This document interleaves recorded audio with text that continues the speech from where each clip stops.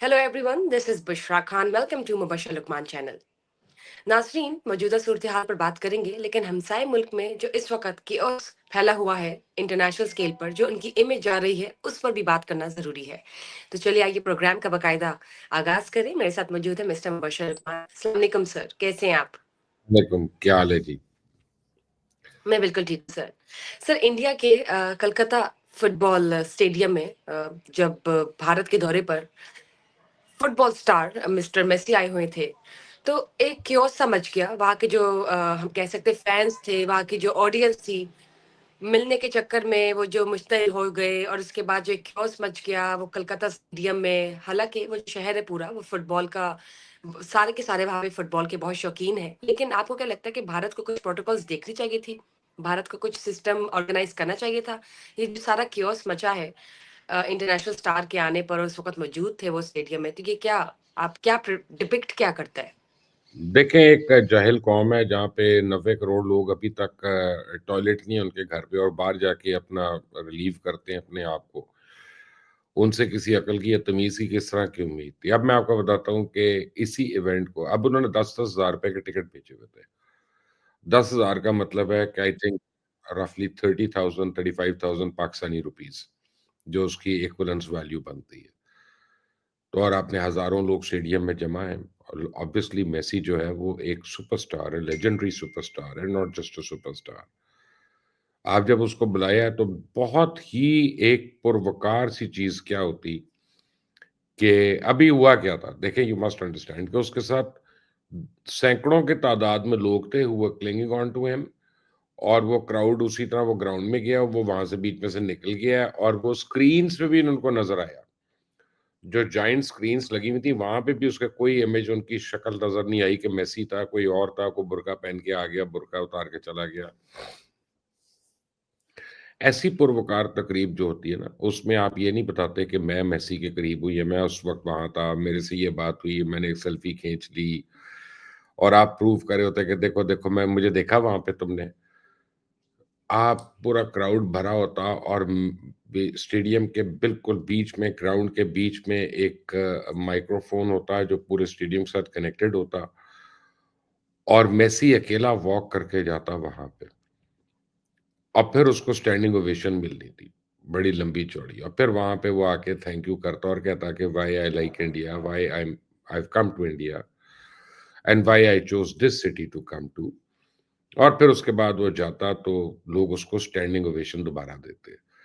आपने लोगों को इतने महँगे टिकट्स देके आपने उनको बेवकूफ़ बनाने की कोशिश की और आपकी अपनी शो ही नहीं खत्म हो रही ऑर्गेनाइज़र्स के बीच में, तो फिर ऐसा तो होना है। तो फिर लोगों ने रिएक्ट किया, लोगों ने स्टेडियम में तोड़-फोड़ की है, वहाँ पे काफ़ी ज़्यादा अब ये इमेज जो है ये पूरी दुनिया कैरी करेगी क्योंकि जब मेसी ट्रैवल करता है या रोनाल्डो ट्रैवल करता है या इस तरह का कोई आप समझें बेकहम वगैरह को बड़ा सुपरस्टार ट्रैवल कर they are serious superstars of the world.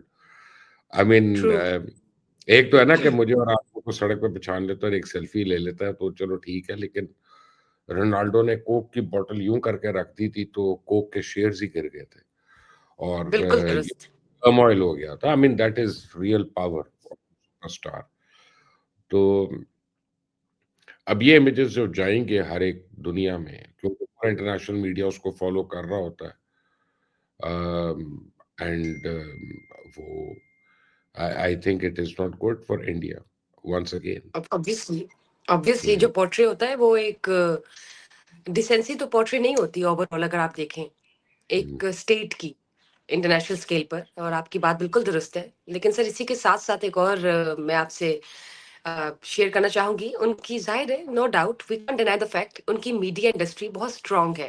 हम हुँ, अप्रिशिएट भी करते हैं उनकी arts, culture, entertainment industry. It's really up to the mark. हुँ, लेकिन उसको किस तरह से इस्तेमाल करना है, वो भी एक आर्ट है। उन्होंने हुँ, हाल ही में एक रीसेंट मूवी बनाई जिसका concept through out anti Pakistan था, जिस पर काफी हुँ, इंटरनेशनली डिबेट हुई। आई हुँ, गेस वो गल्फ कंट्रीज में बैन भी हुई। लेकिन पाकिस्तान की बात करें तो मिस्टर शर्जील मेमन ने ये भी बोला कि असल में तो वो जंग नहीं जीत सके, लेकिन अब वो पोर्ट्रे कर रहे हैं और कोशिश कर रहे हैं कि इमेजिनेशन में या इस तरह से वो मूवीज के जरिए अपना लोहा मनवा सके और जंग जीत कर दिखा सके और सॉफ्ट इमेज जो है किसी और मुल्क की साख्त को खराब कर सके, स्पेशली पाकिस्तान को टारगेट करके। क्या कहना चाहेंगे? देखें शकील मेमन साहब ने शायद अनाउंस भी किया कि वो फ़िल्म बना रहे हैं मेरा लियारी इस सिलसिले में कोई। मेरा ख़्याल है कि उनको हमें हाथ जोड़ के उनसे माफ़ी माँगनी चाहिए कि सर आप ऐसी कोई हरकत ना करिएगा, क्योंकि आपको फ़िल्म का पता कुछ नहीं है। जो बजट आप रिलीज़ करवाएँगे हुकूमत से उसमें वो बस पैसा खाया जाएगा और घटिया फ़िल्म का ट्रू। जवाब जो है वो दूसरी घटिया फ़िल्म नहीं होती। इंडियंस को डेफ़िनेटली फ़िल्म मेकिंग आती है और उनके पास नो डाउट। एक्टर्स, उनके पास प्रोडक्शन स्टाफ भी हैं, क्रू भी है। I mean let's give the devil its due कि Indian Bollywood is seriously ahead of us. हम प्रोडक्शन वैल्यूज़ में हम उनका मुकाबला नहीं करते। बट बिल्कुल व्हाट वी दुरुस्त। कैन डू बिकॉज़ इसको जो इमेज दे रहे हैं वो पूरे इंडिया में, ऑपरेशन सिंदूर को एक पॉजिटिव सिंदूर में वो पेंट करने की जो कोशिश कर रहे हैं कि this is what we have done. अगर धुरंधर से कोई ये जो मूवी ऐसे को बात प्रूव होती है, तो ये होती है कि इंडिया ने पाकिस्तान के अंदर दरअंदाज़ी की है। पाकिस्तान के अंदर एजेंट्स भेज के उसने यहाँ पे कत्लो-गारत करवाया है। पाकिस्तान में उसने जिनेवा कन्वेंशन को वायलेट किया है एंड पाकिस्तान गवर्नमेंट शर्जील मेमन को चाहिए कि अच्छा वकील करें 2-3 और वो जो है वो जाकर इंटरनेशनल कोर्ट ऑफ जस्टिस में ये ले जाएँ कि जी इंडिया का अपना एडमिशन है कि ये हमने किया था और ये देख लें। वहाँ पे इंडिया को आकर कहना पड़ेगा कि ये हमने नहीं किया भाई, ये तो एक फ़िल्म है, इसमें झूठ है, ये तो फेक स्क्रिप्ट है एंड ऑल दैट। तब इंडियंस को खुद पता चल जाएगा कि जो वहाँ पे पोर्ट्रे किया जा रहा है कि बेस्ड ऑन ट्रू इवेंट्स, वो कौन-सा ट्रू इवेंट है। ठीक है ना? कि जो उ उसपे और आप नहीं प्रूव कर सकते क्योंकि film is based on lies and deception और अब मैं आपको बताऊँ इस फ़िल्म का फाइनल स्क्रिप्ट जो है वो नरेंद्र मोदी ने अप्रूव किया था। ये आरएसएस प्रोड्यूस्ड है, बीजेपी फाइनेंस्ड है और हमारे एक दोस्त हैं, बड़े एस रिपोर्टर हैं नईम हनीफ। उन्होंने ये मुझे बताया था और प्रोग्राम में बताया था कि नरेंद्र मोदी ने इसका स्क्रिप्ट लिखा। तो मैंने ख़ैर इसको बाद में चेक किया तो उन्होंने कहा नहीं, नहीं लिखा नहीं है, लेकिन अप्रूव वेट किया था, किया? हाँ वेट जी। किया और उन्होंने इसीलिए कोई उसमें से 1 मिनट भी एडिट नहीं कर सका, वो 3.5 घंटे से भी ज़्यादा फ़िल्म है। उप्स! तो आई मीन लेंथी। अगर वेट कर दिया है वो दरिंदे ने, तो फिर आप नरेंद्र मोदी ने, तो फिर कौन उसको एडिट कर सकता है बीच में से? तो अब पाकिस्तान को चाहिए कि यही film as evidence international court of evidence में ले जाए। ट्रू। बड़ा सिंपल। ये शर्जील मेमन साहब को रिक्वेस्ट करें कि ये मेरा लियारी, तेरा लियारी, आपका लियारी, हमारा लियारी, ये फ़िल्में बनाना बंद कर दें, आपसे नहीं बननी। या आप वो पैसे लगाएँ इधर, अच्छे 2 वकील करें और वकील बाहर जाएँ इंटरनेशनल कोर्ट में। बिल्कुल ठीक। यही से मुझे याद आया कि आप लोगों ने मिस्टर नईम हनीफ और आपने रेड ज़ोन में ये प्रेडिक्शन भी की थी और इसको आपने एक तरह से अपनी तरफ से आप लोगों ने स्टैम्प लगा के कहा था कि देख लीजिएगा मिस्टर मोदी ने ये वेट की 5 होगी और आपकी जो प्रेडिक्शन है 5 दुरुस्त साबित हुई। हाँ, ये नईम साहब की प्रेडिक्शन थी, इंडिया वो में सही टॉप ट्रेंड है आप दोनों। हाँ जी, अपना वो नईम साहब अच्छा वो त बात नईम साहब की कर रहे हैं, तस्वीर मेरी दिखा रहे हैं, पता नहीं यार उनको बताएँ कि यार अपना नहीं नईम हनीफ की असल तस्वीर दिखाएँ। जब मैं ब अब नहीं, मैंने ये नहीं, बात I stand by what I am saying आप दोनों की प्रेडिक्शन है। ठीक लेकिन है। Sir it was a good prediction और ज़ाहिर-सी बात है इतनी टारगेटेड, इतनी नहीं फुली प्रेडिक्शन फोकस्ड नहीं है, मूवी है स्पेशली पाकिस्तान के लिए मतलब इतना टाइम है कि आप प्रेडिक्शन नहीं किसी है, मुल्क इट्स की नॉट अ इमेज प्रेडिक्शन को खराब करने के लिए टाइम निकालें। वो नईम हनीफ ने एक्चुअल फैक्ट को पोर्ट्रे किया है, वो कोई प्रेडिक्शन नहीं की है, वो उन्होंने रिपोर्टिंग की है। And that is how it is और आपको मैं बताऊँ कि खुद इंडिया में मैं देख रहा हूँ पीपल लाइक जनरल बख्शी वो इस फ़िल्म के खिलाफ हैं। अब उसकी वजह क्या ट्रू। है? देखिए इंडियन आर्म्ड फोर्सेस जो हैं, इंडियन एयर फोर्स जो है, इंडियन नेवी जो है, उसमें बड़े बहादुर लोग हैं and they are a very professional force. ये मानना पड़ेगा कि इंडियन आर्म्ड फोर्सेस बड़ी अच्छी और बड़ी प्रोफेशनल और बड़ी ट्रेन्ड है और बड़ी ऑनर बाउंड है। इससे भी कोई दो राय नहीं है। और आप वो आपसे जंगें लड़ते हैं, वो आपके लिए जानें कुर्बान करते हैं, वो आपके लिए जो है दुश्मन को रोक कर रखे हुए हैं बॉर्डर पे, चाहे वो पाकिस्तान हो दुश्मन, चाहे वो चाइना है। और आप अपना फ़िक्टिशियस जेम्स बॉन्ड हीरोज क्रिएट करके अपनी पूरी आर्म फोर्सेस की जितनी एफर्ट्स हैं उनको नेगेट कर देते हैं। वो आप नहीं, आप उनको कह रहे हैं कि एक्चुअली हमारी आर्म फोर्सेस कुछ नहीं कर सकती। ये हमारे जो इंडिविजुअल एजेंट है ना, ये जाके ब्राइब करते हैं, ये करते हैं, वो उसमें रुल जाते हैं, फिर वो डांस करते हैं यूँ करके, तो वो अपना they sort of are the real wheelers and dealers. No, it is not that. आप सिर्फ बिल्कुल एक दुरुस्त, बात बिल्कुल ठीक कर बात है। रहे हैं, आप सिर्फ ये एडमिट कर रहे हैं कि आप पाकिस्तान में जिनेवा कन्वेंशन की वायलेशन कर रहे हैं। अगर ट्रू, तो ये सही, ये बिल्कुल ठीक बात किया और आपने। अगर ये और एक सही नहीं, पॉलिसी तो फिर आप झूठ बोलकर पूरी दुनिया को झूठ बता रहे हैं। सर, एक पॉलिसी इंटरनेशनल स्केल पर कायम होनी चाहिए कि आप इस तरह की कोई इस डायमेंशन से हटकर किसी की इमेज नहीं, को नहीं, खराब करके ये कुछ पोर्ट्रे नहीं नहीं कर है। आप सकते। देखें, आप बात ये है, आप देखें, टॉप गन आई ना, मैवरिक आई अभी टॉम क्रूज की, और उसमें जी, मैवरिक उन्होंने F-14 उड़ाया, और वो टॉम कैट जब वो इजेक्ट हो जाते हैं, एनिमी टेरिटरी में होते हैं, तो एनिमीज के पुराने F-14 होते हैं जो उनके को पायलट को पता भी नहीं होता कि वो कैसे चलता है, क्या होता है, जो नेविगेटर होता है, गूस का बेटा जो बना हुआ है उसमें, उनके पिछले पार्टनर का। तो उस पूरी फ़िल्म में बड़ी केयरफुली उन्होंने क्या किया, उन्होंने टेरेन दिखाया, और जो उन्होंने हुलिये दिखाए, वो हम ये कह सकते हैं कि यार लगता है ईरान है। एंड वी आल्सो नो कि ईरान है जिसके पास F-14 थे, ठीक है ना? शुरू के उस वाले मॉडल के। बट कहीं पे उन्होंने पूरी फ़िल्म में ईरान का नाम नहीं लिया, और ये कह के नहीं कहा कि तेहरान 21 किलोमीटर्स, कुछ साइन भी नहीं दिखाया, कुछ भी नहीं दिखाया। बट उन्होंने कन्वे कर दिया कि क्या था। That is how good film making is done, कि ट्रू। आप किसी के ऊपर को भार भी नहीं देते, और आप अपनी स्टोरी टेलिंग भी करते हैं, क्योंकि वरना इस वक़्त यानी फ़र्ज़ करें मैवरिक कहीं इजेक्ट हुआ है, वो कौन-सा जहाज़ उड़ाता? हर एयरफ़ोर्स पायलट को पता है, हर कमर्शियल पायलट को पता है कि कोई एक पायलट ज़रूरी नहीं दूसरा जहाज़ उड़ा सके, ठीक है? या उसी स्किल सेट से उड़ा सके। तो F-14 से, क्योंकि वो टॉम क्रूज़ से उसको लिंक किया हुआ था, टॉप गन वो उसमें जीता हुआ था, उसको दिखाया हुआ था कि he was an S pilot for F-14, तो F-14 ही वहाँ पे ग्राउंड पे होना था, ठीक है ना? कोई और प्लेन हो नहीं सकता था। अब उसके बाद जब उन्होंने उसमें किया सीक्वेंस में, तो ईरान का तो नाम कहीं नहीं आया। एनिमी एयरक्राफ्ट आया है, एनिमी मिसाइल्स आए हैं, एनिमी MBRL बैटरीज आई हैं, लेकिन ईरान का नाम नहीं आया। तो इंडिया शुड लर्न। बिल्कुल ठीक बात की आपने, पॉइंट की बात की आपने। Let's see, let's hope for the best कि अब आगे क्या सूरत-ए-हाल होगी, क्या चेंजेज़ आते हैं। सर, इंटरनेशनल स्केल पर अगेन ये जो मुल्कों की लड़ाइयाँ हैं, रूस और यूक्रेन। रूस ने यूक्रेन पर हमला किया है हाइपरसोनिक मिसाइल से। 10 लाख से भी ज़्यादा लोगों के घरों की बिजली चली गई, शहरियों को नुकसान पहुँचा है। ज़ाहिर है कियोस्क फैला हुआ है, जंगबंदी नहीं हुई। क्रक्स अगर हम देखें, जंगबंदी नहीं हुई। आपको क्या लगता है कि अभी भी इस स्टेज तक मिस्टर डोनाल्ड ट्रम्प कुछ कर रहे हैं to bring peace between these 2 countries, या आपको लगता है कि मामला इस तरह ही चलते रहेंगे, कियोस्क फैला रहेगा?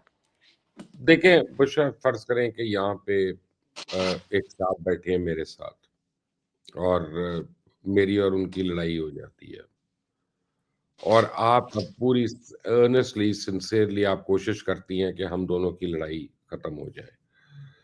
लेकिन अगर मैं ही ना मानूँ, तो फिर कैसे खत्म होगी? फिर आपकी जो कोशिश है वो ये भी जितनी है। मर्ज़ी नेक नियति पे हो।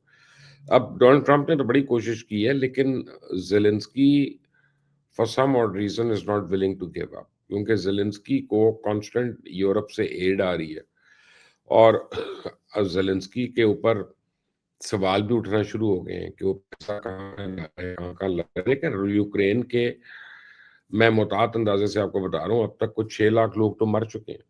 ये मैं मानता हूँ 1 लाख के करीब रशिया के भी मर गए, लेकिन 6 लाख यूरोप के एक मुल्क की आबादी, आई मीन खुदा ना खास्ता बहुत क़यामत ख़ेज़ आबादी है, मुँह से कहने को होता है एक फ़िगर।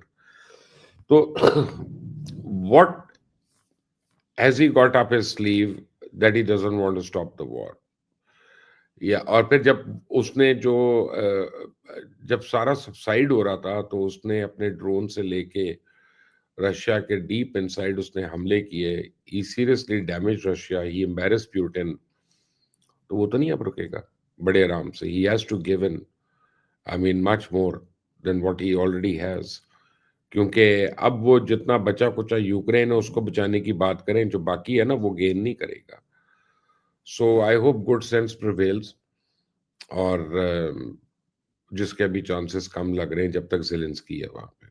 सर, बीबीसी रिपोर्ट के मुताबिक यूके में सराहा जा रहा है, एप्रिशिएट किया जा रहा है कि पाकिस्तान का जो सफाई मॉडल है, उसको अपनाया जाए यूके में भी। बिकॉज़ ऑब्वियसली आप तो विज़िट करते रहते हैं, आपने देखा होगा कि वहाँ पे भी ज़रूरत है सफाई की। और अब पाकिस्तान के सफाई मॉडल को स्पेशली जो पंजाब में इस वक़्त कंसीडर किया जा रहा है, उसको बहुत एप्रिशिएट करें यूके वाले, और ट्रेन्ड करने के लिए भी बातें हो रही है कि यहाँ के जो स्किल्ड वर्कर्स हैं, वो ट्रेन करें। मतलब इस लेवल तक पहुँच गया है। आपको क्या लगता है, is it a good thing to this stage? देखिए आपको बताऊँ कि इस वक़्त तो देयर इज़ नो डाउट कि अगर लाहौर और लंदन का कंपैरिज़न हो ना सफाई में, तो there is no comparison. Lahore अल्हम्दुलिल्लाह लंदन से बहुत ज़्यादा साफ़ है। और ये नहीं, वो कहते हैं give the devil his due वाली बात है कि जहाँ क्रेडिट ड्यू है वो करना पड़ेगा।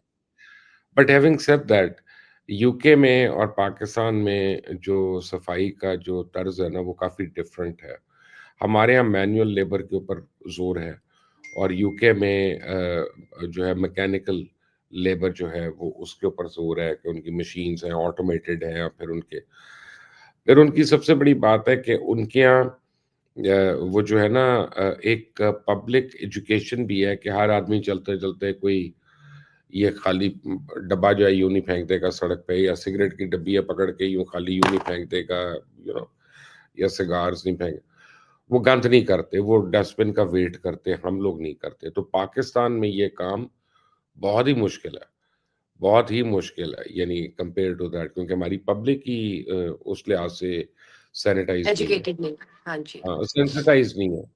अब दूसरी बात ये है कि यूके में जो प्रॉब्लम हो रहा है वो उनके काफ़ी इल्लीगल इमिग्रेंट्स की वजह से हो रहा है, और इंडो पाक, बांग्लादेश के इमिग्रेंट्स जो हैं वहाँ पे, ये इन्होंने बहुत गंद किया हुआ है, और अपनी स्ट्रीट्स पे हर घर का गंद उठा के ना उस स्ट्रीट पे कहीं पे भी फेंक देते हैं। हाँ, और स्पेशली लंदन के जो इलाके हैं जैसे साउथ हॉल है या इलफर्ड है या ईस्ट ऑफ लंदन है, वहाँ पे बड़ा गंद है, बल्कि अब तो सेंट्रल लंदन में भी गंद नज़र आता है, स्वाय 2-3 इलाके जो हैं साउथ केंसिंगटन और चेल्सी और बेसवाटर वगैरह, इनके अलावा जो है इलाकों में गंद नज़र आता है वहाँ पे, हालाँकि बड़ा एफर्ट होता है। But the important thing is कि एक फर्स्ट वर्ल्ड कंट्री जो है थर्ड वर्ल्ड कंट्री में किसी चीज़ को अपने कंपैरिज़न में एप्रिशिएट कर रही है। बहुत, बिल्कुल। कल कल मेरी बेगम ने मुझे बताया कि वो शालमी गई थी कि जी शालमी में या आज़म क्लॉथ मार्केट के करीब जो है ना, वो सफाई का वो मेयार नहीं था जिसका लोग बातें कर रहे हैं। तो मैंने कहा बात ये है कि वो ठीक है, हुकूमत तो कर सकती है ना, हफ्ते में 1 दफ़ा, 2 दफ़ा, 3 दफ़ा सफाई कर सकती है। अब कल वीकेंड था और आज संडे है जब ये रिकॉर्ड हो रहा है। तो एक दिन में लोगों ने वहाँ पे खुद हिम्मत करके इतना गंद कर दिया कि बाहर से जाने वाले को नज़र आ रहा था। तो लोगों देखें, को भी तो देखना चाहिए ना कि सफाई आपका निस्स-ए-मान है। हुकूमत ताउन का करें। काम है, हुकूमत का काम है, लेकिन आपका भी फ़र्ज़ है कि आप गंद ना करें, और आप गलाज़त जो है ना, वो अपने अंदर की गलाज़त बाहर उस तरह ना फैलाएँ कि हर तरफ हुँ। गलाज़त ही नज़र आ रही हो। So but I think on the whole um, ये डेफ़िनेटली एप्रिशिएबल है। अब ये देखना है, मैंने मैंने किसी दिन दौरा कर लेना छुप के, बगैर बताए, कि गुजरांवाला, फैसलाबाद और बाकी शहर जो हैं, पंजाब के बाकी शहरों में सफाई का क्या हाल है और तजावुज़ात का क्या हाल है। क्योंकि लाहौर तो है, ठीक है, मानना पड़ रहा है, but what about rest of Punjab? So let's what about do a it? Search. Yes. या चलें, देखते हैं। एक हम कह सकते हैं कि आप अपनी तरफ से एक विज़िट करेंगे, सीक्रेट होगा, और उसमें आप इवैल्यूएट ज़रूर कीजिएगा, ताकि हम एज़ अ शहरी बता सकें कि हमने क्या पाया और हम किस तरह से उसको अ परसीव कर रहे हैं। लेकिन सर ब्यूरोक्रेसी के हवाले से भी मैं जानना चाहूँगी, अगर आप मुझे प्रिसाइज़ली इसका आंसर दें। ब्यूरोक्रेसी के शोबे में जितने ब्यूरोक्रेट्स हैं, उनको अपने असासे हर हाल में जमा करवाने का हुक्म दे दिया गया है।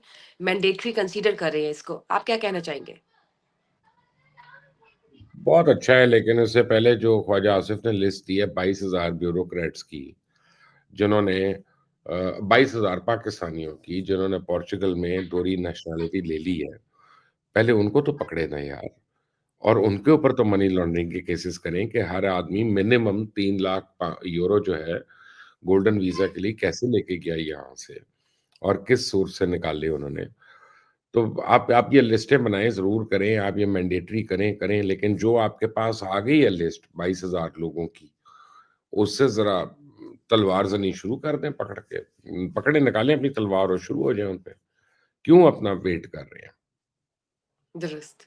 चलिए देखते हैं अब ये जो तमाम में हम कह सकते हैं कि नए प्रोजेक्ट्स आ रहे हैं हुकूमत की जानिब से, कब एग्ज़ीक्यूशन तक पहुँच रही हैं और इनमें कितनी कामयाबी होती है। लेट्स सी, हाँ, हम विटनेस लेट्स करेंगे इसे। Thank you sir for your time today. See you again.